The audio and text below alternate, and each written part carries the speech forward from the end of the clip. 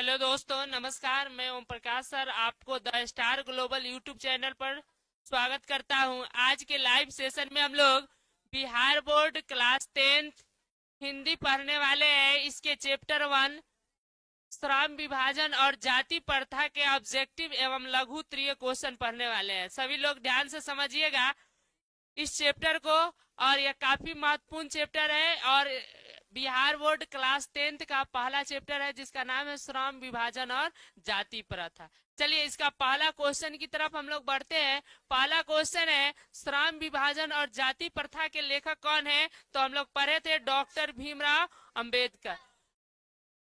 श्रम विभाजन और जाति प्रथा कौन सी विधा है? तो यह एक निबंध है।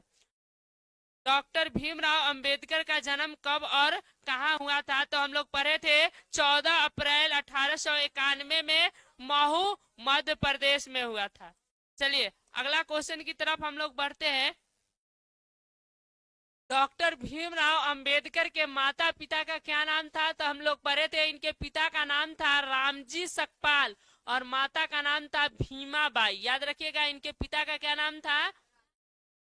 रामजी सकपाल और माता का नाम था भीमाबाई। डॉक्टर भीमराव अंबेडकर का पालन पोषण किसने किया था? तो मीराबाई। इनके जन्म के कुछ ही घंटे बाद इनकी मां का देहांत हो गया था, तो इनकी चाची थी मीराबाई जो इनका पालन पोषण किया था। चलिए अगला क्वेश्चन है, डॉक्टर भीमराव अंबेडकर का जन्म किस परिवार में हुआ था? तो दलित परिवार में यह जन्म लिए थे, जिसको एससी कहते हैं। एससी का फुल फॉर्म होता है शेड्यूल कास्ट। ठीक है, इसी परिवार में इनका जन्म हुआ था। आगे है मानव मुक्ति के पुरोधा कौन है? तो डॉक्टर भीमराव अंबेडकर को मानव मुक्ति का पुरोधा कहा जाता है, क्योंकि इन्होंने क्या बोलते हैं, स्त्री अछूत वर्ग के लिए विशेष काम किए, इसीलिए इनको जो है क्या कहा गया है?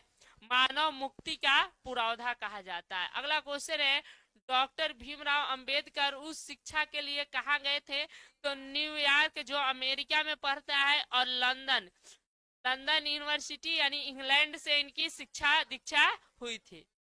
चलिए अगला क्वेश्चन है, भारतीय संविधान का जनक किसे कहा जाता है? भारतीय संविधान का जनक किसे कहा जाता है? तो डॉक्टर भीमराव अंबेडकर को भारतीय संविधान का निर्माता या जनक कहा जाता है। आगे है, डॉक्टर भीमराव अंबेडकर ने किसके अधिकार दिलाने के लिए जो है संघर्ष किए थे? तो अछूत वर्ग कहते थे एससी और एसटी समुदाय के बोलते हैं क्या चीज? अछूत वर्ग के लिए, स्त्रियों के लिए और मजदूरों के लिए जो है इन्होंने अधिकार दिलाने के लिए क्या किए थे? संघर्ष किए थे। अगला क्वेश्चन है, भारत के प्रथम कानून मंत्री कौन थे? तो डॉक्टर भीमराव अंबेडकर थे। यह देश के पहले कानून मंत्री थे, याद रखना है। ठीक है, अगला क्वेश्चन है, भारतीय संविधान सभा के प्रारूप समिति के अध्यक्ष कौन थे? जब संविधान बनने का कार्य शुरू हुआ तो यह 1946 में शुरू हुआ था। ठीक है, और 26 नवंबर 1949 को बनकर तैयार हुआ था, याद रखिएगा। तो उसमें कई कमेटी थी।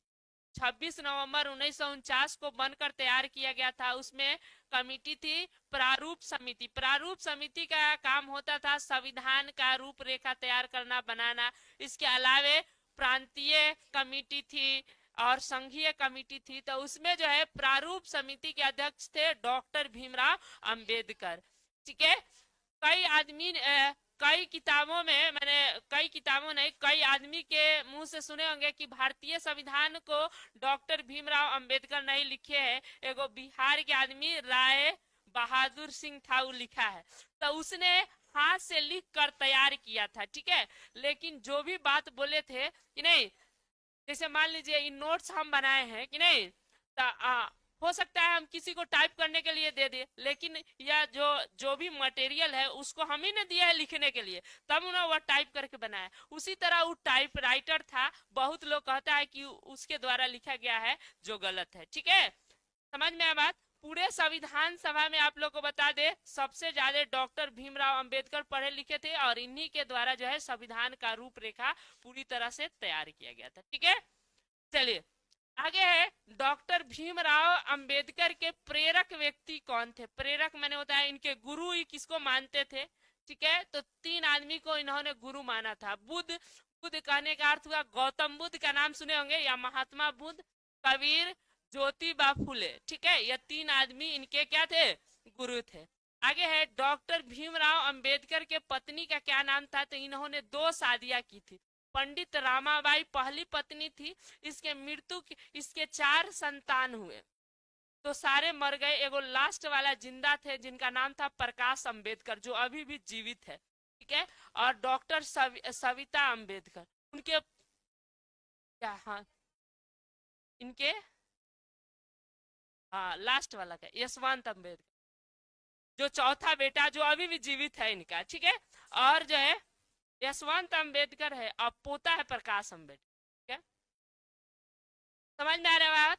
और जो है इनकी दूसरी पत्नी, पहली पत्नी के मृत्यु के बाद इन्होंने दूसरी शादी किए थे, जो एक ब्राह्मणी महिला थी जिसका नाम था डॉक्टर सविता अंबेडकर, ठीक है। अगला क्वेश्चन है डॉक्टर भीमराव अंबेडकर की मृत्यु कहाँ हुई थी, तो याद रखना है कब और कहा, 6 दिसंबर 1956 में दिल्ली में हुआ था, ठीक है। अगला क्वेश्चन की तरफ हम लोग बढ़ते हैं। अगला क्वेश्चन है डॉक्टर भीमराव अंबेडकर को क्या उपाधि मिली है, तो इनको बाबा साहेब के नाम से जाना जाता है। अगला क्वेश्चन है डॉक्टर भीमराव अंबेडकर की समाधि स्थल कहाँ है, याद रखना है चैत्रा भूमि मुंबई में स्थित है, ठीक है। चलिए अगला क्वेश्चन की तरफ हम लोग बढ़ते हैं। अगला क्वेश्चन है डॉक्टर भीमराव अंबेडकर की कौन कौन सी प्रमुख पुस्तकें हैं, कौन कौन से इन्होंने किताब लिखे हैं। इनकी लिखी हुई किताब है the caste in India, their mechanism, genesis and development, the who untouch, the bens, who are Shudras, Buddhism and communism, Buddha and his dhamma, thought on this state, the rising of fall the Hindu women. ये सब इनकी प्रमुख किताब है एलिहिशन of cast. जो हम लोग chapter पढ़े हैं श्रम विभाजन और जाति प्रथा, वह एलिहिशन ऑफ कास्ट पुस्तक से लिया गया है। चलिए अगला चैप्टर, अगला क्वेश्चन की तरफ हम लोग बढ़ते हैं। अगला क्वेश्चन है श्रम विभाजन और जाति प्रथा किस पुस्तक से ली गई है, तो याद रखना है एलिहिशन ऑफ कास्ट। यह जो है इंग्लिश में है, जिसका हिंदी रूपांतरण, अगला क्वेश्चन है श्रम विभाजन और जाति प्रथा का हिंदी रूपांतरण कौन किया है, ललई सिंह यादव ने किया है, ठीक है। याद रखना है यह एलिहिशन ऑफ कास्ट पुस्तक से लिया गया है, जिसका हिंदी रूपांतरण ललई सिंह यादव ने किया है। अगला क्वेश्चन की तरफ हम लोग बढ़ते हैं। अगला क्वेश्चन है आधुनिक सभ्य समाज में कार्य कुशलता के लिए किसे आवश्यक माना गया है, श्रम विभाजन को माना गया है। जाति प्रथा भारत में बेरोजगारी का कैसे कारण बना हुआ है, तो प्रत्यक्ष और प्रमुख कारण जाति प्रथा भारतीय समाज में बना हुआ है। चलिए अगला क्वेश्चन की तरफ हम लोग बढ़ते हैं।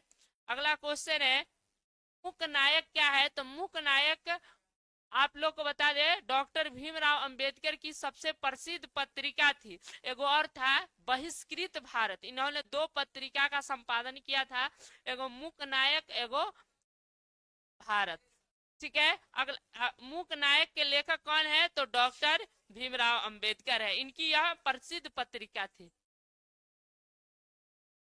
अगला क्वेश्चन है अंबेडकर जी के दृष्टि में भाईचारे का वास्तविक रूप क्या है, दूध और पानी के मिश्रण की तरह माने वास्तविक भाईचारा है दूध और पानी की मिश्रण की तरह होना चाहिए।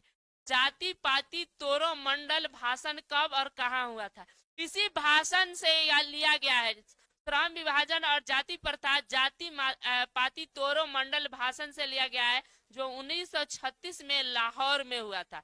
लाहौर पाकिस्तान में पड़ता है कि नहीं, उस समय हिंदुस्तान पाकिस्तान एक ही साथ था। चलिए अगला क्वेश्चन है लेखक को इस युग में विडंबना कहाँ दिखाई देती है, तो जातिवाद। अंबेडकर जी पीएचडी कब किए थे, तो 1916 में।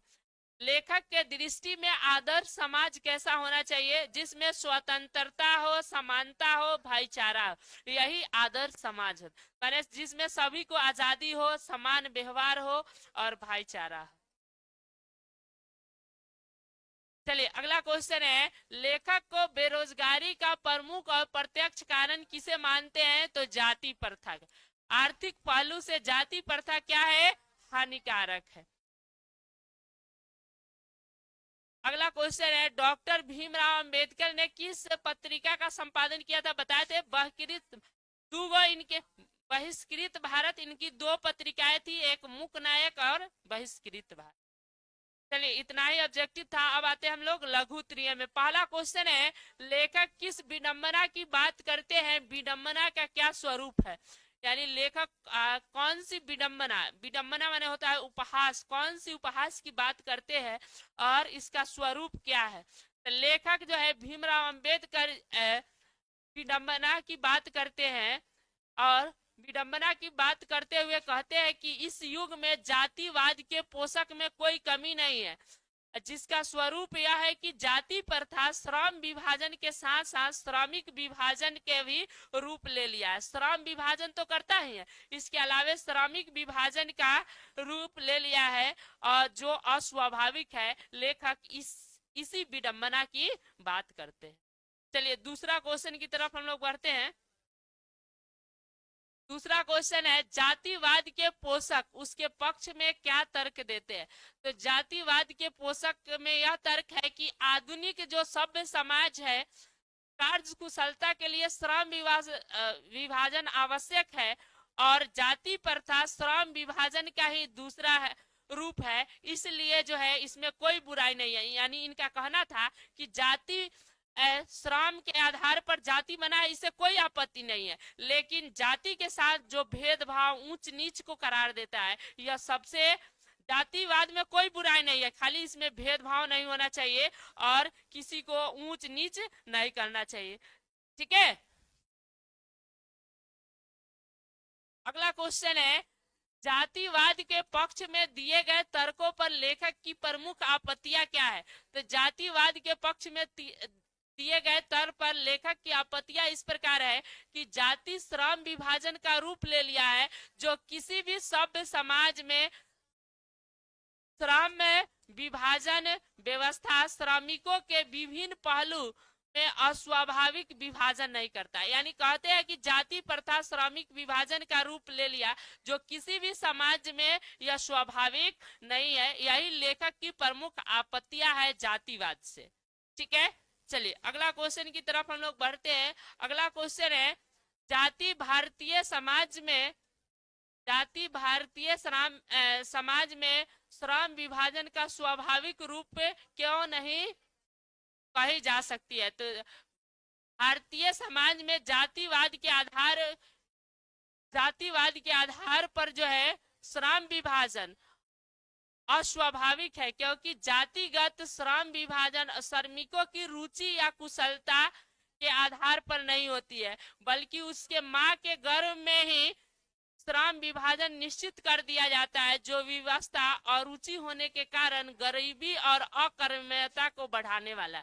यानी जाति प्रथा में नहीं पूछा जाता है कि आपकी रुचि क्या है, और जबरदस्ती जो उसके माता पिता का पेशा होता है वही पेशा उनके बच्चों के गले में बांध दी जाती है, जिसके कारण उसमें अरुचि होने के कारण गरीबी और बेरोजगारी को बढ़ाता है। इसीलिए जाति प्रथा जो है भारतीय समाज में स्वाभाविक रूप नहीं कही जा सकती।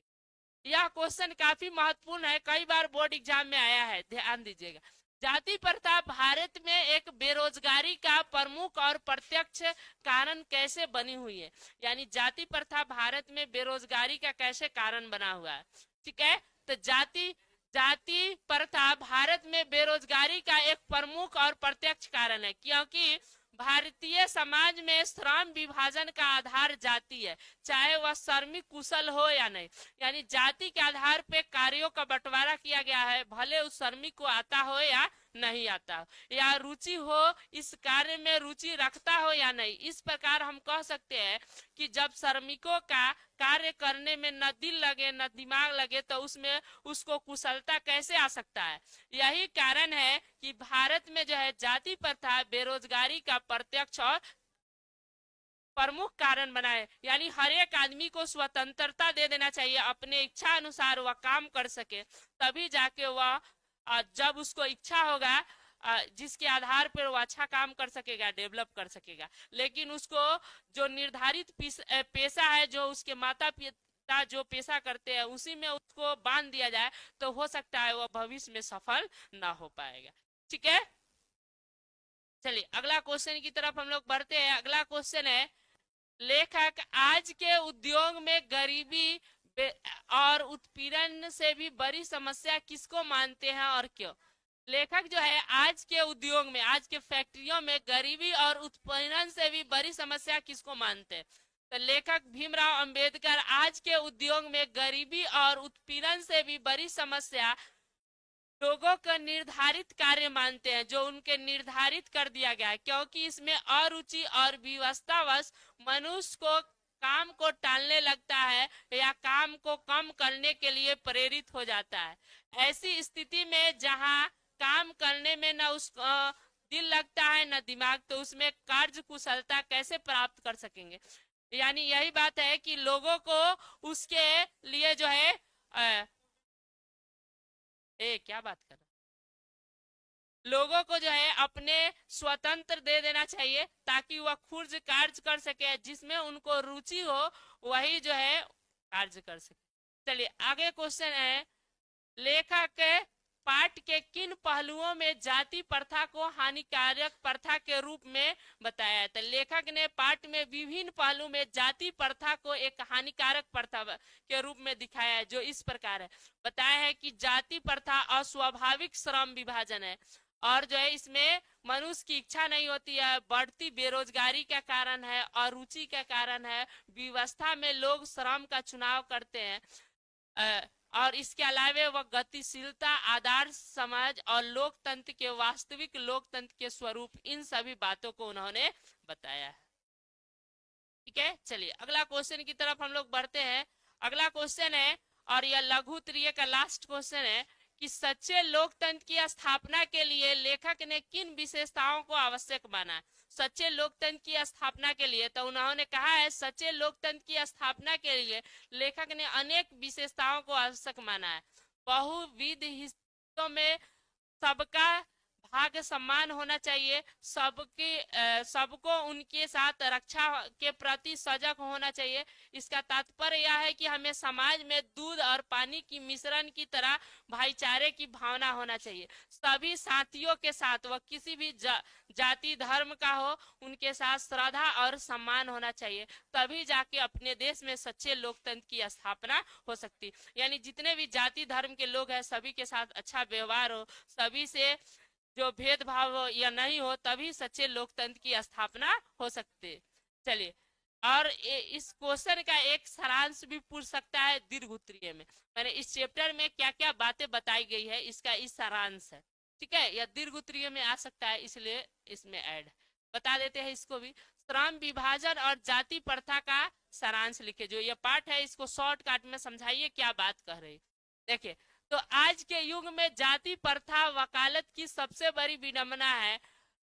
वे लोग तर्क देते हैं कि जाति प्रथा श्रम विभाजन का ही रूप है। ऐसे लोग भूल जाते हैं श्रम विभाजन के साथ साथ यह श्रमिक विभाजन नहीं है। श्रम विभाजन निसंदेह और आधुनिक युग की आवश्यकता है, यह श्रमिक विभाजन नहीं है। जाति प्रथा जो है श्रमिकों को अस्वाभाविक और इसमें ऊंच नीच का भेदभाव करती है। वस्तुतः जाति प्रथा को श्रम विभाजन नहीं माना जा सकता है, क्योंकि श्रम विभाजन में जो है मनुष्य की रुचि आधारित होता है, जबकि जाति प्रथा में जन्म लेने के समय ही मनुष्य का पेशा जो है निश्चित कर दी जाती है। मनुष्य की पेशा, इसमें यही बात बताई गई है कि जब बच्चा का जन्म होता है उसी समय उसकी जो है कार्य उस पे बंटवारा कर दी जाती है। मनुष्य की रुचि या अरुचि इसमें कोई माने नहीं रखता है। ऐसी हालात में व्यक्ति अपना काम ढंग से करता है, न उसमें कार्य न कुशलता आती है, न श्रेष्ठ उत्पादन होता है। चूंकि व्यवसाय में ऊंच नीच होता रहता है, अतः यह जरूरी है कि पेशा बदलने का विकल्प होना चाहिए। हर एक आदमी को अपने इच्छा अनुसार पेशा बदलना चाहिए, लेकिन जाति प्रथा में पेशा बदलने की गुंजाइश नहीं होती है। इसीलिए जो यह प्रथा गरीबी, उत्पीड़न और बेरोजगारी को जन्म देती है। भारत की गरीबी बेरोजगारी के मूल में जाति प्रथा ही यहाँ अंततः यह स्पष्ट होता है कि हमारा समाज आदर्श समाज नहीं है। माने भेदभाव है, जात ऊंच नीच है, इसके कारण यह आदर्श समाज नहीं है। इसीलिए हम लोग को चाहिए, इसमें लेखक ने इसी बात को बताया कि आपसी भाईचारे को स्थापित किया जाए, यानी आदर्श समाज में बहुविध हितों का सबका भाग होना चाहिए, जिसमें समान अवसर मिले और संपर्क में आने वाले अनेक साधनों पर सभी के लिए उपलब्ध हो। जैसे लोग दूध और पानी के मिश्रण की तरह हिलमिल कर रहे, इसी का नाम लोकतंत्र है। और लोकतंत्र मूल रूप से सामूहिक जीवनचर्या है और सम्मिलित अनुभव को आदान प्रदान करती है। यानी लेखक ने इस चैप्टर में बताने का प्रयास किए हैं कि जो हमारे समाज में जाति प्रथा है, भेदभाव है, इस सब को मिटा कर एक आदर्श समाज बनाना चाहिए, जिसमें सभी के साथ अच्छा व्यवहार हो, किसी के साथ भेदभाव नहीं हो। ठीक है, चलिए यह चैप्टर खत्म हो गया। अगले क्लास में अब हम लोग दूसरे चैप्टर को पढ़ेंगे, विष के दांत, जिसका नाम है। ठीक है, चलिए फिर मिलेंगे अगले क्लास में। तब तक के लिए जय हिंद, जय भारत।